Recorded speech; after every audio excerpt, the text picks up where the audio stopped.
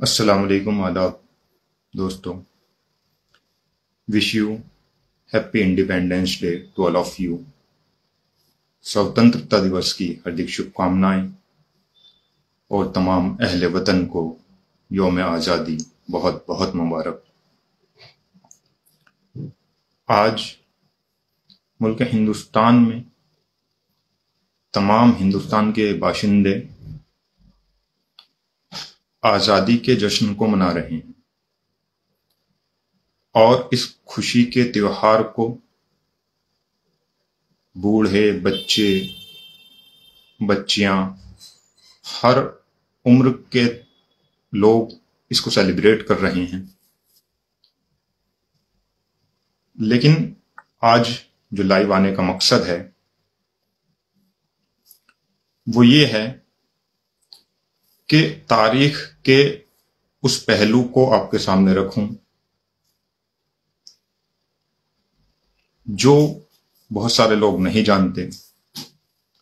मुझे मालूम है कि बहुत सारे लोग इस वीडियो को नॉन रिलेवेंट होगी उनके लिए,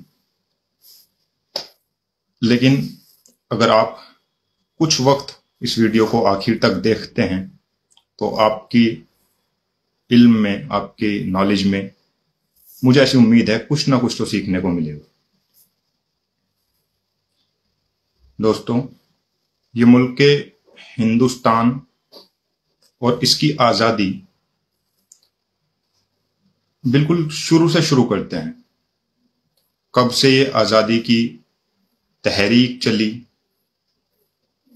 और कौन कौन फ्रीडम फाइटर्स जिन्होंने अपने जानों का बलिदान दिया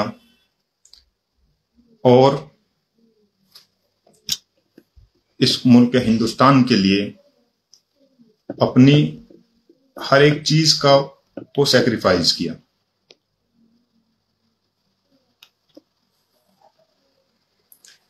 आपसे दरखास्त ये है कि अगर आपको आखिर में ये वीडियो जरा भी इंफॉर्मेटिव लगे तो आपसे शेयर करने की दरखास्त है। तो चलते हैं 1600 ईस्वी में, चलते हैं 16th सेंचुरी में। 16th सेंचुरी में सन 1601 में 1601 में अंग्रेज हिंदुस्तान में विजिट करने के लिए, घूमने के लिए कुछ अंग्रेजों के ग्रुप्स आए और उन्होंने हिंदुस्तान का जायजा लिया।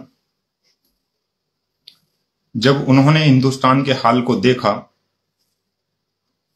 तो सन 1608 ईस्वी में हिंदुस्तान के अंदर अंग्रेज एक कंपनी लेकर के आता है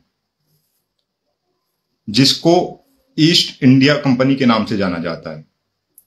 ईस्ट इंडिया कंपनी में लोगों को उसने आकर के बिजनेस पर्पस से यहां पर आए और 1600 mid of the 16th century अंग्रेज ने हिंदुस्तान के बड़े बड़े mid of the 16th century to 17th century 1700 ईस्वी तक जो है अंग्रेज ने हिंदुस्तान के बड़े बड़े सूबों पर कब्जा कर लिया। अंग्रेज के खिलाफ जो सबसे पहले आवाज उठाने वाला मर्द मुजाहिद, मर्द कलंदर जो था, वो शाह वलीउल्लाह मुहद्दिस देहलवी रहमतुल्लाह अलैह के फर्जंद शाह अब्दुल अजीज मुहद्दिस देहलवी रहमतुल्लाह अलैह है, जिन्होंने 17th सेंचुरी में जब उन्हें ये मालूम हुआ, उन्हें ये महसूस हुआ कि हमारा मुल्क धीरे धीरे अंग्रेज का गुलाम होता जा रहा है और अंग्रेज हमारे मुल्क हिंदुस्तान पर कब्जा कर रहे हैं, तो शाह अब्दुल अजीज मुहद्दिस देहलवी रहमतुल्लाह अलैह ने एक फतवा दिया जिस फतवे में लिखा था कि अंग्रेज के खिलाफ जंग करना, अंग्रेज के खिलाफ और आंख डाल करके अंग्रेज को ये कहा कि ये मुल्क हमारा है, हम इस पर हुकूमत करेंगे, इस पर तुम्हारा कोई हक नहीं कि आप इस मुल्क हिंदुस्तान पर हुकूमत करो। नेटवर्क तो उस शाह अब्दुल अजीज मुहद्दिस देहलवी रहमतुल्लाह अलैह के फतवे को जो सबसे पहले अमल किया वो शहीद टीपू सुल्तान रहमतुल्लाह अलैह है। टीपू सुल्तान, जिसको टाइगर ऑफ मैसूर के नाम से जाना जाता है, जिसने कहा था कि गीदड़ की 100 साल की जिंदगी से शेर की 1 दिन की जिंदगी बेहतर है। और सबसे पहले सुल्तान टीपू रहमतुल्लाह अलैह ने अंग्रेज के खिलाफ तलवार उठाई और 1799 तक कई जंगें लड़ी।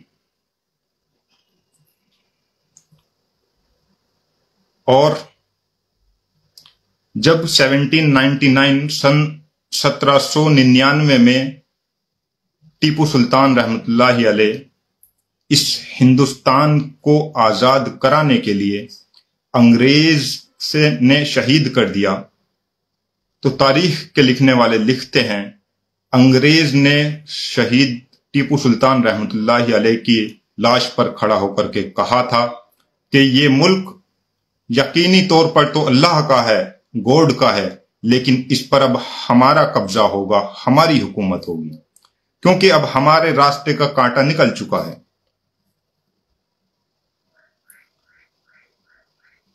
उसके बाद कई जंगें हुई। 1764 की जंग, 1774 की जंग, 1857 की जंग। 1857 की जंग में मुसलमानों ने बड़ा नुमाया किरदार निभाया। शाह इस्माइल रहमतुल्लाह अलैह जिसको लीड कर रहे थे जिस जंग को, उसमें मुसलमानों ने कई हजार उलमा इकराम ने इस देश के लिए अपनी जानों की कुर्बानी दी और अपनी जानों का बलिदान दिया। तब जाकर के ये मुल्क हिंदुस्तान की आजादी हमें तोहफे में मिली है। 1857 की जंग में कई उलमा इकराम को खिंजीर की खाल में पैक कर करके पानी में डाल दिया और उन पर गोलियां पीतल बरसाया गया। और एक एक वक्त में 40-40 उलमा इकराम को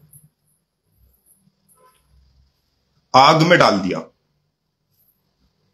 और फिर नेक्स्ट 40 को बुलाया कि आप कह दो अपनी कौम से, अपने लोगों से आप कह दीजिए कि ये लोग हमारी बगावत ना करें, लेकिन किसी ने भी अंग्रेज की हिमायत नहीं की और अंग्रेज को ये कहा कि आपका कोई हक नहीं है कि मुल्क हिंदुस्तान पर आप हुकूमत करें। दिगर हस्तियों ने अपने जानों को कुर्बान किया।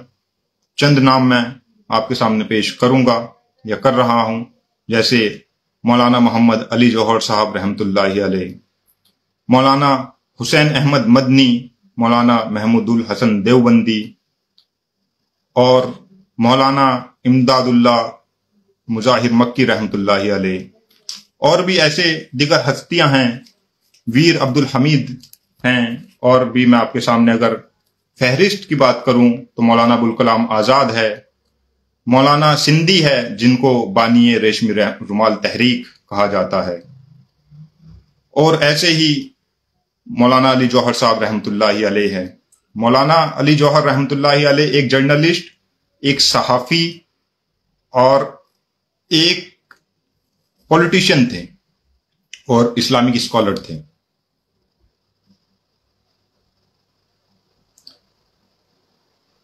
मौलाना अली जौहर रहमतुल्लाह अलैह जब अपने अखबार में कुछ आर्टिकल्स लिखते थे, तो जब अंग्रेज मॉर्निंग टी मौलाना अबुल कलाम आजाद के मौलाना अली जौहर रहमतुल्लाह अलैह के आर्टिकल्स पढ़ता था और मॉर्निंग टी लेता था, तो उसकी दिन का सुकून और रात की नींद उड़ जाती थी। वो इनकलाबी आर्टिकल्स हिंदुस्तान की आजादी के लिए मौलाना अली जौहर रहमतुल्लाह अलैह लिखते थे। और इस मुल्क हिंदुस्तान की आजादी के लिए मौलाना अली जौहर लंदन, उस जमाने में लंदन गए, और तबीयत की भी हालत ये थी कि मौलाना चलने की कंडीशन में नहीं थे। मौलाना को स्ट्रेचर पर लेकर के जाया गया और मौलाना लंदन की गोलमेज कॉन्फ्रेंस में शिरकत करते हैं और वहां जाकर के कहते हैं कि ये मुल्क हमारा है, इस पर हम हुकूमत करेंगे, आपका कोई हक नहीं है। और मौलाना ने उस लंदन की गोलमेज कॉन्फ्रेंस में कहा था कि मैं अपने मुल्क हिंदुस्तान उस वक्त तक वापस नहीं जाऊंगा जब तक कि आपसे हिंदुस्तान की आजादी का परवाना अपने हाथ में ना ले लूं। इसके अलावा शेखुल हिंद, शेखुल अरब मौलाना हुसैन अहमद मदनी, जो बहावलपुर की अदालत में अंग्रेज के खिलाफ खड़े होकर के फतवा देते हैं कि अंग्रेज के खिलाफ लड़ना तुम पर फर्ज है, अंग्रेज की फौज में शामिल होना हराम है, हराम है, हराम है। मौलाना अली जौहर साहब कहते हैं कि हजरत अपने बयान को चेंज कर लीजिए, बदल लीजिए। तो मौलाना हुसैन अहमद मदनी अपने कंधे से रुमाल उतारते हैं और कहते हैं कि हुसैन अहमद मदनी जब देवबंद से चला था तो अपना कफन साथ लेकर के चला था। ऐसी दिगर हस्तियां हैं जिन्होंने, तारीख लिखने वाले लिखते हैं कि दिल्ली के चांदनी चौक से लेकर के पानीपत तक कोई ऐसा दरख्त नहीं था, कोई ऐसा ट्री नहीं था जिस पर उलमाए किराम की लाश नहीं लटकी हुई थी, क्योंकि अंग्रेज ये जानता था कि इस तहरीक को चलाने वाले जो हैं वो मदरसे के पढ़ने पढ़ाने वाले ये उलमाए किराम हैं, ये कुरान और हदीस को पढ़ने वाले लोग हैं। अगर हिंदुस्तान पर अपनी हुकूमत कायम रखनी है, अंग्रेज ये जानता था, तो सबसे पहले कुरान और कुरान के पढ़ने वाले और इन उलमा इकराम को मिटा दो, हमारी हुकूमत कायम रहेगी। ऐसी दिगर हस्तियां हैं। मौलाना अबुल कलाम आजाद ने बड़ा नुमाया किरदार निभाया, और ऐसी जने हजारों नहीं, सैकड़ों नहीं, हजारों नहीं, लाखों ऐसी हस्तियां हैं जिन्होंने इस मुल्क की आन बान शान के लिए अपनी जानों का बलिदान दिया। प्रोफेसर बरकतुल्लाह खान है, मुफ्ती रजा अली खान है, जनरल बख खान है, खान बहादुर खान है, फजले हक खैराबादी है, मौलाना अब्दुल मन्नान वजीराबादी, जिनको मुहद्दिस पंजाब कहा जाता है। ऐसी दिगर हस्तियां हैं। और मुसलमानों ने इस मुल्क को इब्तिदा से लेकर के और अब तक बड़ा नुमाया किरदार निभाया है। ये मुसलमानों की तारीख है। इनकलाब जिंदाबाद का नारा देने वाला हसरत अली मोहनी था। सारे जहां से अच्छा हिंदोसिता हमारा लिखने वाला अल्लामा इकबाल था। इस तिरंगे को शेप देने वाली जो है वे भी मुसलमान थे कोई। इस तिरंगे में जो ये लाल रंग है, ये जो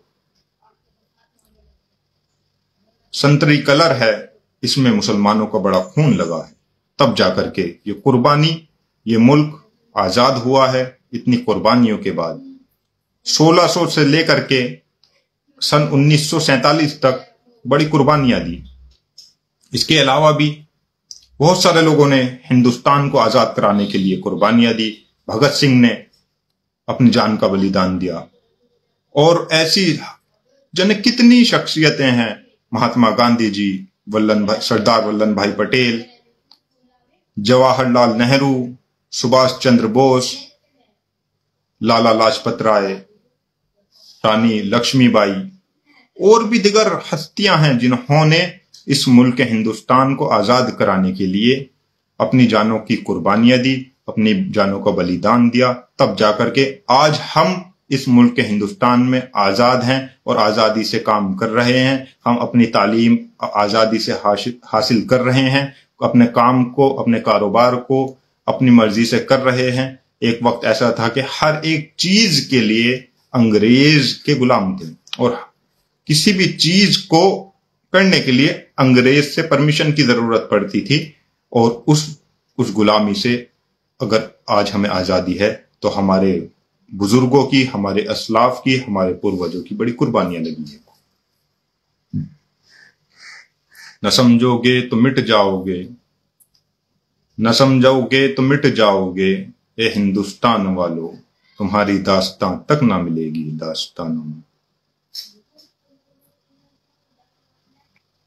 अगर ये वीडियो आपको जरा भी इंफॉर्मेटिव लगी तो राइट कॉर्नर में नीचे शेयर का ऑप्शन आ रहा है, आपसे दरखास्त है कि इस वीडियो को शेयर कर दीजिए। जय हिंद, जय भारत, हिंदुस्तान जिंदाबाद।